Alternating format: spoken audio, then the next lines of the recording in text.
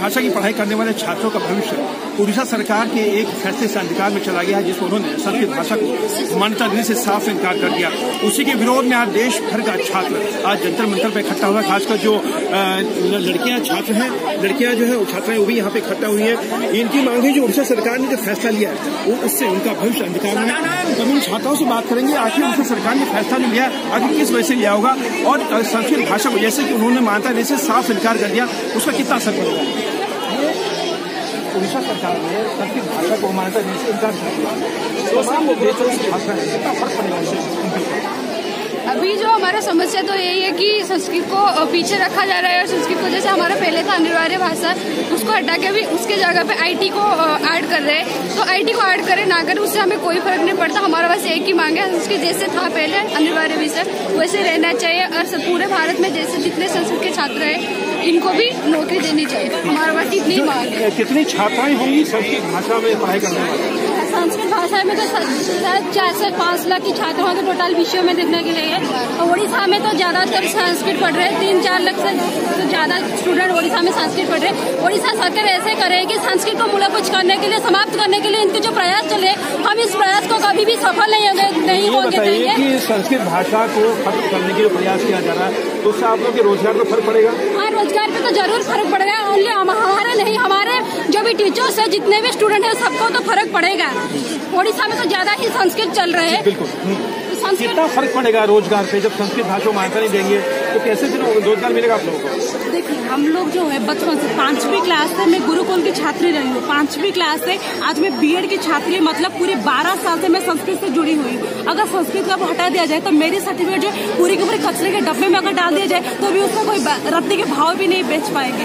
अगर सरकार ऐसे ही करेगी तो हमारे रोजगार में फर्क ही पड़ेगा, क्योंकि अगर 12 साल से हम अगर संस्कृत पढ़ रहे तो हमारे लिए रोजगार तो होनी चाहिए। अगर सरकार ऐसे उठा देगी तो हमारी सर्टिफिकेट तो मान्य ही नहीं है, तो हमें रोजगार कहाँ से मिलेगी? इतनी मुश्किल से माँ बाप इतने पैसे खर्च करके हम दिल्ली में आके पढ़ रहे, उड़ीसा से दिल्ली में आके पढ़ रहे, इतने सारे पैसे खर्चे, लगभग हम 2 साल में शायद 3-4 लाख से ज्यादा खर्च कर चुके। अगर हमें रोजगार ही नहीं मिलेगा तो हमारी पढ़ाई क्या? बिल्कुल। क्या कहेंगे जो उड़ीसा सरकार ने फैसला लिया है तो तमाम जो छात्र हैं तो उनका भविष्य अंधकार में चला गया?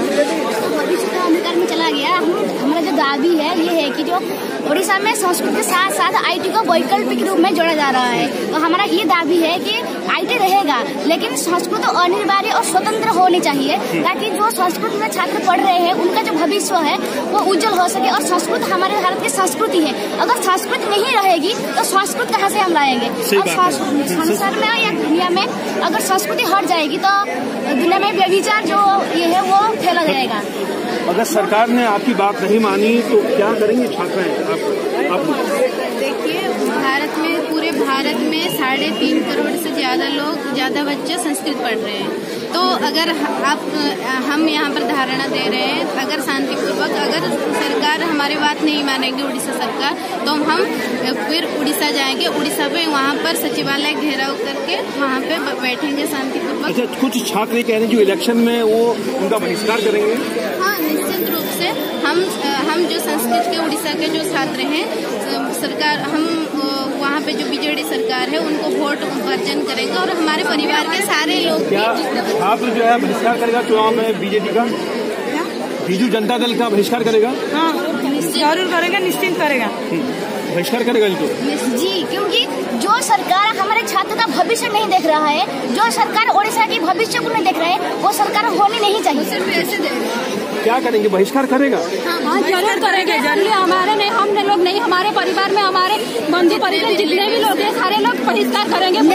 वोट नहीं देंगे हम लोग, हमारे मुद्दे नहीं। सर देखिए, अभी बीजू जनता दल जो है अभी 6 तारीख से, मतलब 6 तारीख से 20 तक एक अभियान चला रहे हैं, जिसके दौरान उनके जो कर्मी है वो प्रत्येक परिवार से आके मिलेंगे और उनकी मांग क्या है वो सरकार के पास पेश करें। तो हम लोगों ने हमारी फैमिली में ये बता के रखे कि ये बताना है कि हमारी संस्कृत को, हमारे बच्चों की जो भविष्य है उनको मिट्टी में डाल दे, तो वही मांग अपनी सरकार के पास होगा, तब भी उनको वोट दिया जाएगा। नहीं तो ऐसी सरकार रहेगी, ऐसी की तैसी उनकी होनी चाहिए। सरकार को खामियाजा भुगतना पड़ेगा छात्रों का?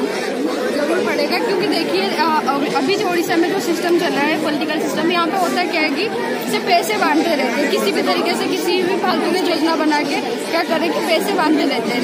तो ऐसे थोड़ी होगा, पैसे से हम कुछ दिन चल जाएंगे, उसके बाद क्या करेंगे। लेकिन हमें चाहिए permanently bright future, bright life, जैसे कि नौकरी। बताया कि सरकार ने फैसला क्यों लिया होगा कि संस्कृत भाषा हमारे देश की बहुत आदिकाल से चली आ रही भाषा है, कोई नई भाषा नहीं है, उसको नहीं मानता देना, IT लोकेशन को मान्यता देना, क्या कहेंगे आप? ये इंटरव्यू थोड़ा साइड में आके ले लो, साइड में आके कुछ बहुत रखना चाह रहे हैं। संस्कृत ओडिशा की कला है, ओडिशा की आत्मा है, संस्कृत मतलब मनुष्य के जीवन है, वो संस्कृत हटा दिया तो क्या करेंगे लोग? सारे विश्व में जो संस्कृत मतलब मान्यता मिलती है वो ओडिशा में सिर्फ संस्कृत मानते, क्योंकि ओडिशा जो सरकार है नौकरी बने उसको सिर्फ इंग्लिश ही आता है और कुछ भी नहीं आता है। संस्कृत के बारे में उसको पता ही नहीं है, संस्कृत वो मूर्ख है। आप सभी का बहुत धन्यवाद। ये तमाम छात्र हैं जो गुस्से में हैं, जो रोष में, इनका कहना है कि उड़ीसा सरकार ने जिस तरह से संस्कृत भाषा से इनकार कर दिया, अगर उन्होंने अपने फैसले को वापस नहीं लिया, चुनाव है 2019 के इलेक्शन में ये छात्रों का विरोध करेंगे और खासकर पीढ़ी जनता का विरोध बड़े पैमाने पर किया जाएगा। यहाँ पर राहुल के साथ